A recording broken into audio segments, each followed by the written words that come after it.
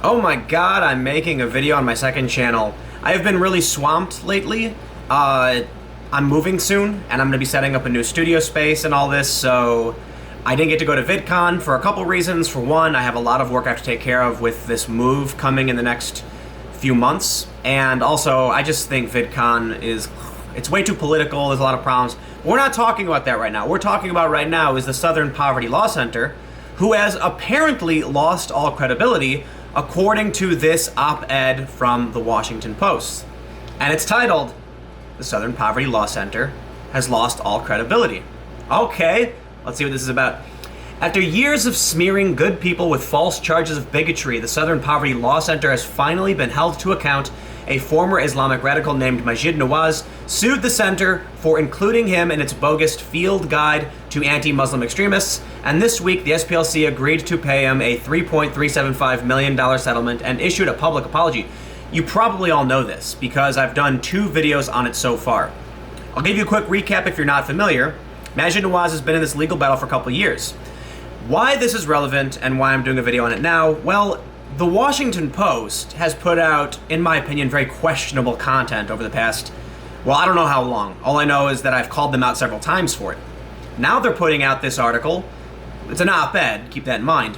But they're straight up saying the SPLC has lost all of its credibility.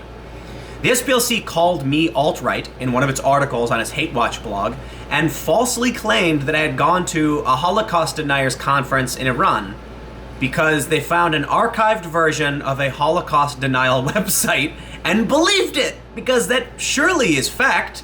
Of course, I always use those sources. If you've watched my YouTube videos, you know I use sources from archived versions of conspiracy theory websites all the time when I'm trying to fact check. No, that's a joke. And yeah, the SPLC lost its credibility, in my opinion. Now, Majid Nawaz came out and said, everybody, give them a chance, invite them to come and do the right thing, and I respect that. Always encourage good behavior. But let's read on. Let's see what this is all about. Why does this guy at the Washington Post think they've lost all of their credibility? He says, Nawaz is a case in point. Since abandoning Islamic radicalism, he has advised 3 British prime ministers and created the Quilliam Foundation to fight extremism. He is not anti-Muslim. He is a Muslim and has argued that Islam is a religion of peace. Majid Nawaz sounds remarkably pro-Muslim. Okay. So how did he end up in the SPLC's pseudo-guide to anti-Muslim bigots? His crime, apparently, is that he has become a leading critic of the radical Islamist ideology he once embraced. Thanks to his courage, the SPLC has been forced to pay a multi-million-dollar penalty and acknowledge in a statement that it was wrong and that Nawaz has made valuable and important contributions to public discourse, including by promoting pluralism and okay, yada yada. I went over this in my other video. I just want to know why this guy thinks they've lost all credibility because of, oh, okay, he's got another example. In 2014, the SPLC placed Ben Carson, later a Republican presidential candidate, and now the current Secretary of Housing and Urban Development, on its extremist watch list, alongside neo-Nazis and white supremacists. After an uproar, the group removed him and apologized. Okay. I think if you're watching this video, you probably think the SPLC never had credibility to begin with. And they've been around longer than I've been alive. So the argument I've heard from people is that they really did good work back in the day fighting the KKK, and for some reason now, maybe they're chasing the bucks. They've lost all credibility. I just want to talk about, actually, let me pull this up. According to the SPLC, the alt-right, the alternative right, commonly known as the alt-right, is a set of far-right ideologies, groups, and individuals whose core belief is that white identity is under attack by multicultural forces using political correctness and social justice to undermine white people and their civilization. Can I just tell you the meme-ified Tim Pool version of why I think it's really obvious they've lost credibility? Well, okay, that's not as fair, because they did apologize to me, but I love the fact that they define alt-right in this way, claiming that it's a group of people who think white identity is under attack by multicultural forces, and then put non-white and mixed race people on their list of supposedly alt-right people. This is what I say I love it, but I'm being facetious.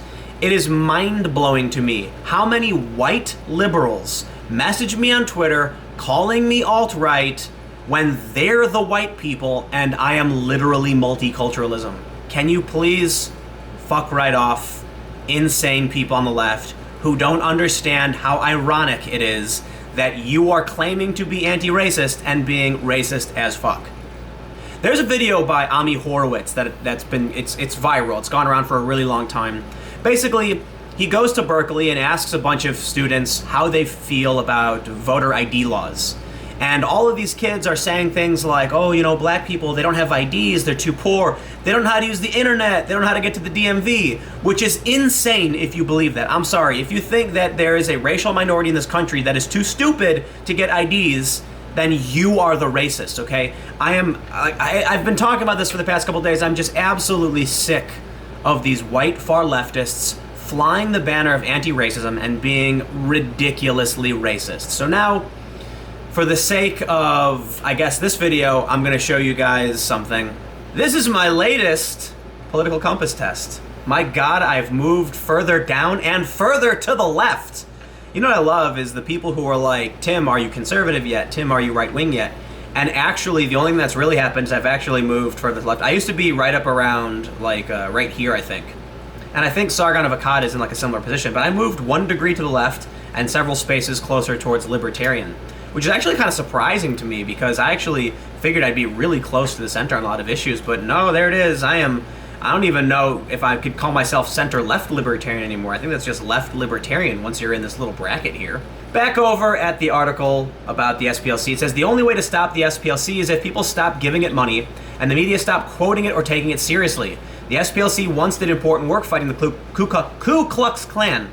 But when it declares Majid Nawaz, the Family Research Council, Ben Carson, Charles Murray as moral equivalents of the Klan, it loses all integrity and credibility. Yes, so what the hell is going on with people who are just following this insane dogma?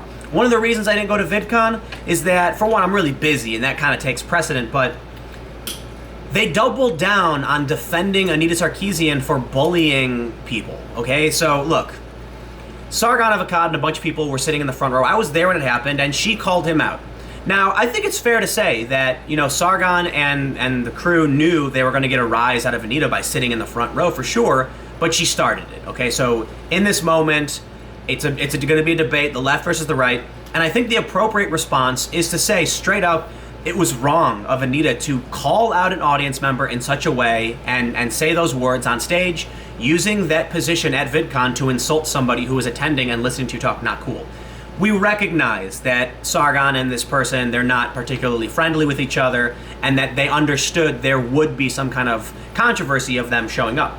That's fair. However, they've sided with Anita. Boogie, Boogie2988, who is a commentator, gamer, you know, personality on YouTube, talked about this on H3H3 podcast, and how Anita was basically yelling at him with her finger in his face. And I'm like, this is not okay. Why are you defending these people? So here's the point I wanted to make, moving on from the SPLC, is that there's, I guess, what people refer to as the default left, and I don't know if that's the right way to put it, because I don't think they're left ideologically. I think they just do what they're told, and they're people who live in cities who aren't very politically active. There are a lot of people on the right who aren't very politically active, but they're not in major urban centers. They're out in the middle of nowhere, kind of minding their own business. When you cluster up a couple thousand of these people who don't really know what's going on, but just repeat talking points, yeah, then they're going to start saying the same stuff, and they're going to start repeating people like Anita Sarkeesian, even if their ideas are wrong. So this is something that I tweeted out earlier. It scares me that Obama killed American citizens without charge or trial, and people in this country didn't care for the most part. I really just don't believe anyone cares what Trump is doing so long as it's Trump doing it. And I'm not the only one who feels that way, and I think many of you watching probably agree with that. The general idea is, you know, the Southern Poverty Law Center seems to be just slapping together whatever it can to raise money and continue its fight, when, for the most part, they've defeated the KKK, and the far right's actually mostly non-existent in the US. We do have far-right terror attacks, a lot of them, relative to other political ideologies and religions, and that sucks, it's true. But because of this fear, and because of just how extreme a lot of these attacks are, people are absolutely ignoring the seeping ideology of the insane far left, people who deny science to an extreme degree. And so the point of this tweet is basically, you know, Obama sent a drone strike to Yemen, a country we were not at war with, attacked a cafe, killing a 16-year-old American citizen. This kid was Abdul Rahman al-Awlaki. And it says here on the Wikipedia page, he is known for being killed in a drone strike ordered by the Obama administration. Why did they kill a 16-year-old? I mean, they say it was an accident. But the point is, were there protests of people in the street marching up and down, screaming, saying, oh my God, stop doing this? No, there weren't. No one really cared for the most part. Now, obviously, activists cared. You know, people like me cared. I made a video about the NDAA and the things Obama was doing because I've never been pro-authority. I've always been kind of anti-authority. I think you have to challenge authority, question it, and make sure they're doing the right thing with the power granted to them. But for some reason right now, these default left people are up in arms about what's happening with immigration. Why? It didn't just start happening. Sure, the zero tolerance policy is new. It happened in April, and we're seeing many more families being separated than we saw in the past. But what blows my mind is that many people in this, default category don't seem to understand that the facilities that are holding these children didn't pop up overnight. They have existed. There's facilities in Texas that have been around since the Bush era. This stuff has been going on forever. It bothers me so much when I see that people pretend to care. I love the fact that people are coming out and saying, whoa, this is not okay, we need to fight this, we need to challenge this. By all means, please challenge executive authority. I just don't believe it's genuine. I think people are just like, whoa, Trump's doing something, we better complain about it. Because Obama they called him deporter-in-chief. He killed people extrajudicially. They're called extrajudicial assassinations. There's no point really complaining at it, I guess, because I at this point I think you all understand. I don't feel that the political complaints are genuine, and I'm conflicted, I guess. I really am grateful that we're seeing a pullback in executive authority, that people are actually challenging the executive branch for once. Just frustrates me that they ignore all the other instances in which it happens. So I'm not going to complain about people trying to protest. I will complain about the media misleading everybody. I will complain about nonprofit organizations lying about people and smearing them. And I will complain about people who are just opportunistic activists, armchair activists, and people who don't actually care about anything other than to oppose the other tribe. But at the end of the day, hey, look, man, I showed you my political compass. I'm way on the libertarian spectrum. If these protests are going to result in executive authority being pulled back a little bit, kind of a good thing. But I don't know. I felt like making this video because I had all these things pulled up. Let me know what you think. I'm moving. So in the next couple months, I'm going to be setting up an actual studio. I've got fancy microphones on, you can see that.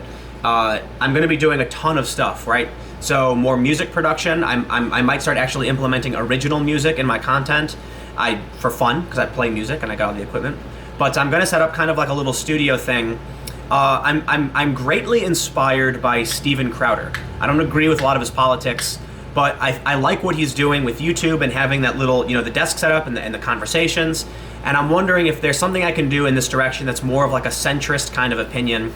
I don't know if centrist is the right way to put it, but the general idea is moderate, reasonable, and willing to compromise and have discussions. So I like what Crowder does with the Real Conversations Change My Mind, but I think he's wrong a lot.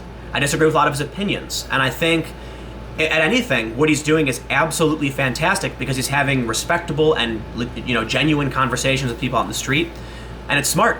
And I think there's a space there that needs to be tackled in terms of conversation over politics in this country. So, we'll see what comes about it. But bear with me. I'm probably gonna have this channel be decked out, graphicked, and be its own channel with its own name, and start producing content that's going to be way more like this.